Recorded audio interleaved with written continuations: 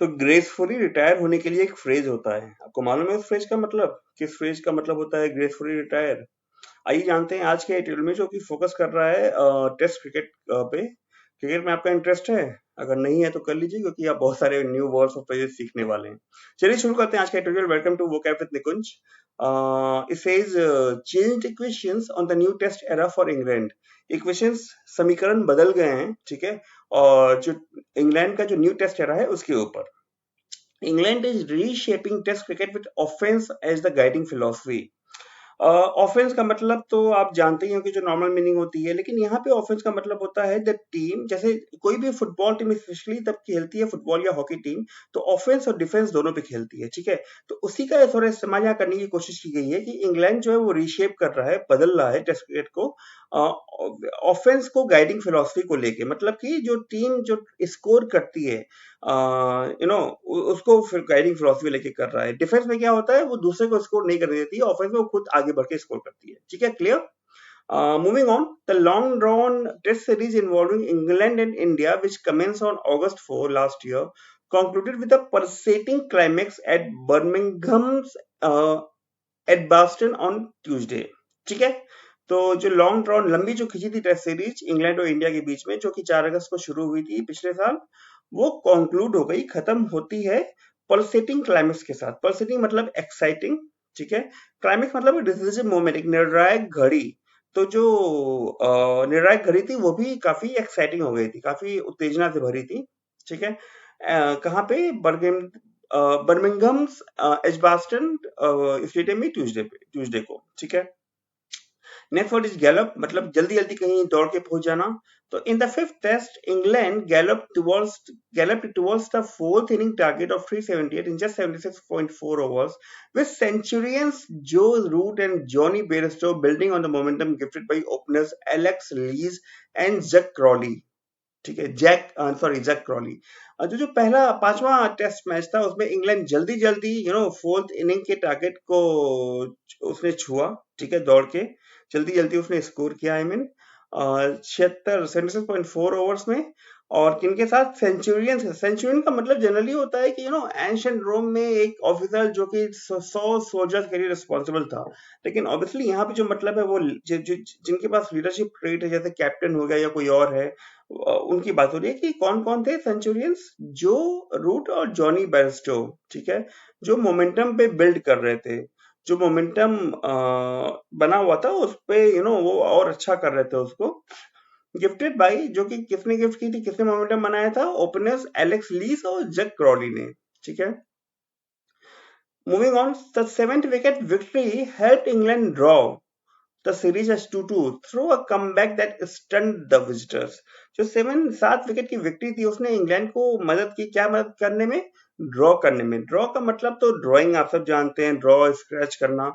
लेकिन यहाँ पे ड्रॉ का मतलब है जब दो अपोनेंट्स बराबर का स्कोर करते हैं, तो 2-2 का स्कोर हुआ था, उसको ड्रॉ कहते हैं। Finish game with an equal number of points score. तो ड्रॉ करने में मदद की 2-2 पे, ठीक है, through a comeback.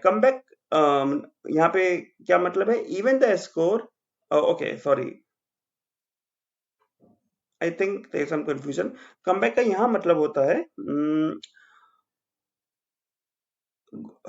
Even the score. अच्छा sorry, even the score in sports, comeback का मतलब ये भी होता है, ठीक है। तो through a comeback that stun the visitors, ठीक है। तो जो कमबैक का मतलब है वो है कि स्कोर को बराबर कर देना। जो इस कमबैक और ड्रॉ का मतलब यहाँ पे मोरलेस एक ही है। Four tests were played in 2021 when a COVID-19 scare forced the postponement of the fifth match while India led 2-1. 4 test खेले गए 2021 में जब कोविड-19 का डर या भय आया। स्केयर का मतलब होता है sudden mass fear and anxiety और एंटिसिपेटेड इवेंट्स। जो कुछ इवेंट्स होने वाले हैं, एंटिसिपेट कर रहे हैं, ठीक है, उसकी वजह से मास लोगों में भय है, डर है, घबराहट है। तो जब कोविड-19 का ये स्केयर आया तो उसने क्या किया, उसने पोस्टपोनमेंट कर दी फिफ्थ मैच को, जब इंडिया 2-1 से आगे बढ़ रही थी, ठीक है। The administrators agreed to play the fifth test after a year and this was an interval like none other. Administrators ने एग्री किया कि फिफ्थ टेस्ट को एक साल बाद खेलेंगे और ये इंटरवल अभी तक का अनप्रेसिडेंटेड था, मतलब अभी तक ऐसा देखा नहीं गया था, none other, right? In the intervening period, Russia invaded Ukraine, the pandemic lingered, and on the sporting front, both teams evolved. क्या कह रहे हैं? जो 1 साल का पीरियड था, इंटरवेनिंग पीरियड, ठीक है? इंटरवेनिंग मतलब होता है ऑकरिंग और फॉलिंग बिटवीन इवेंट्स और टाइम। तो जो 5वां मैच था और चौथे मैच के डिफरेंस का टाइम था 1 साल का इंटरवेनिंग पीरियड। रशिया ने यूक्रेन पे चढ़ाई कर दी। पैंडेमिक लिंगर्ड मतलब रिमेन प्रेजेंट, मतलब पैंडेमिक रहा, बिल्कुल ही ऐसा नहीं हुआ कि बिल्कुल चला गया हो। देखिए क्या मतलब है लिंगर का, रिमेन प्रेजेंट ऑल्दो वेनिंग और ग्रेजुअली डाइंग, मतलब धीमे धीमे जा रहा है लेकिन है, ठीक है? तो पैंडेमिक रहा। और स्पोर्टिंग फ्रंट पे मतलब स्पोर्टिंग जो हमारे स्पोर्ट्स हैं, उसमें बोथ टीम्स इवॉल्व, बोथ दोनों टीमों की धीमे धीमे ग्रोथ हुई, जो भी इवोल्यूशन हुआ, ठीक है, जो भी डेवलपमेंट हुआ। India's coach Ravi Shastri and captain Virat Kohli bowed out, and Rahul Dravid and Rohit Sharma stepped in. India के कोच रवि शास्त्री और कैप्टन विराट कोहली बो आउट हुए, मतलब रिटायर ग्रेसफुली हुए। इसी का मैंने शुरू में जिक्र किया था। देखिए इतने अच्छे फ्रेज हैं जो कि बिल्कुल हिंदी वाले सही अच्छे से लगा देते हैं। जैसे यहाँ पे उन्होंने बो आउट लगाया कि उन्होंने ग्रेसफुली, यहाँ पे वो सिंपली कह सकते हैं रिटायर्ड, ठीक है? लेकिन एक अच्छा शब्द है रिटायर्ड ग्रेसफुली का, तो उसको क्यों नहीं इस्तेमाल किए करें, ठीक है? भाषा को अच्छा बनाएं दिखने में। एंड राहुल द्रविड़ और रोहित शर्मा स्टेप इन, वो अंदर आके उन्होंने जिम्मेदारी ले ली, राहुल द्रविड़ और रोहित शर्मा ने। In the rival dressing room, coach Chris Silverwood and skipper Root step aside, वो किनारे हो गए, और ब्रेंडन मैककलम और बेन स्टोक्स रिप्लेसमेंट बन गए, ठीक है? नेक्स्ट हमारा फ्रेजर वर्ब है होल्ड द रेन्स, ठीक है? इसका देखते हैं। Even if Rohit set down due to कोविड-19 under Jasprit Bumrah in thanks for centuries by Rishabh Pant and Ravindra Jadeja, India held the reins in the final test before an indifferent second innings and marauding England batters altered test script in favor of the host. Rohit के बाहर जाने के, series के बाहर जाने के बावजूद, ठीक है, इवन इफ कोविड-19 के कारण जसप्रीत बुमराह के अंदर और ऋषभ पंत और रविचंद्रन ने जो सेंचुरी बनाई उनको धन्यवाद देते हुए, ठीक है, इंडिया ने क्या किया, इंडिया कंट्रोल में रहा, इंडिया हेल्ड द लेन्स, ठीक है, कंट्रोल में रहा इन द फाइनल टेस्ट में before N indifferent second inning. Second inning जो थी वो इनडिफरेंट थी, कैसे, मतलब उसमें ज्यादा कोई इंटरेस्ट नहीं था, राइट? एंड मराउडिंग, अब देखिए मराउडिंग यहाँ एक अच्छा शब्द है जो आपको समझना चाहिए। मराउडिंग जो है वो कम्प्लीटली नेगेटिव सेंस वाला शब्द है। मान लीजिए आप कहीं जाते हैं और वहां पे क्या होता है, लोग किसी का पैसा छीन लेते हैं, खाना छीन लेते हैं, मार देते हैं। इन लोगों को क्या कर रहे हैं ये लोग मराउड कर रहे हैं, ठीक है?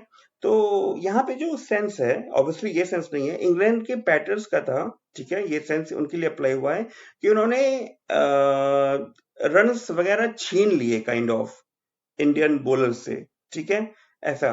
और इस तरह से उन्होंने स्क्रिप्ट ही अल्टर कर दी, स्क्रिप्ट ही बदल दी इन होस्ट के फेवर में, ठीक है? समझ में आ गया? अगर नहीं समझ में आता एक बार फिर वीडियो दोबारा देखिए, हो सकता है आपको समझ में आ जाए। फिर भी समझ में नहीं आता तो please you are most welcome to write in the comment section about whatever lines you did not understand, ठीक है? McCallum and Stokes have preferred aggression as the solution to help England shed its dormancy. Dormancy का मतलब होता है state of quietness, मतलब कोई शांति से बैठा है उसको डोमेंट कहेंगे, ठीक है? तो मैकरम स्टोक्स के बारे में बात हो रही है कि उन्होंने एग्रेशन को प्रेफर किया। एग्रेशन का मतलब होता है feeling of hostility that arouses thoughts of attack वाली सिचुएशन, ऑफेंस वाली सिचुएशन को उन्होंने प्रेफर किया। किस लिए? इंग्लैंड को हेल्प करने के लिए, क्या चीज से? अपनी क्वाइटनेस से बाहर निकलने के लिए, जो अपनी शांति से बैठे हुए थे उसको हटाने के लिए। शेड मतलब होता है गेट रेड ऑफ, ठीक है? Fourth innings target would be attempted even if they seem improbable and the opposition will not be given the time to react. Fourth inning का जो टारगेट था वो अटेम्प्ट किया जाएगा, even though if they seam improbable, अगर वो improbable लगते हैं तो भी। इम्प्रोबेबल का मतलब होता है not likely to be true, ठीक है? मतलब कि वो नहीं अचीव हो पाएगा, फिर भी उसको अटेम्प्ट किया जाएगा। And the opposition will not be given the time to react, opposition को रिएक्ट करने के लिए भी टाइम नहीं दिया जाएगा, ठीक है? New Zealand learn it the hard way, now it's India's turn, ठीक है? न्यूजीलैंड ने इसको हार्ड वे से सीखा। हार्ड वे का मतलब होता है कि उन्होंने कुछ बिटर एक्सपीरियंस उनको हुए, उससे उन्होंने सीखा कुछ। And in now it's India turn, अभी इंडिया की बारी है सीखने की। McCullum, the former New Zealand captain, known for his bludgeoning bat. McCullum जो फॉर्मर पहले के न्यूजीलैंड के कैप्टन है, वो जाने जाते हैं अपने ब्लजनिंग बैट के। ब्लजन का मतलब होता है कि किसी चीज को कई बार मारना किसी भारी सामान से। तो इसमें उन्होंने यहाँ पे उन्होंने भारी सामान बैट को बताया है कि बॉल को मारते रहना। तो ऐसा बैट जो बॉल को मारते रहे, उसके लिए वो जाने जाते हैं। ठीक है। Next one is deflate. McCallum's method is stunning when he prospers and deflating when he fails. तो मैककलम का जो मेथड है वो स्टनिंग है, मतलब बहुत ही चकाचौंध कर देने वाला है जब वो अच्छे से खेलते हैं, प्रॉस्पर्स। ठीक है। एंड डिफ्लेटिंग मतलब टेक somebody's confidence और makes somebody seem less important।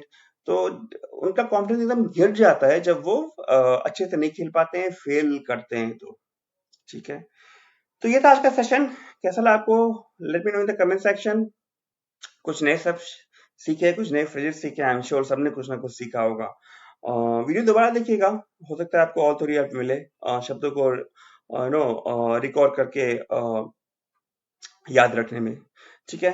अगर अभी तक आपने सब्सक्राइब नहीं किया है तो please go ahead and subscribe over if you really want to improve your vocabulary। Thank you for watching. Bye bye.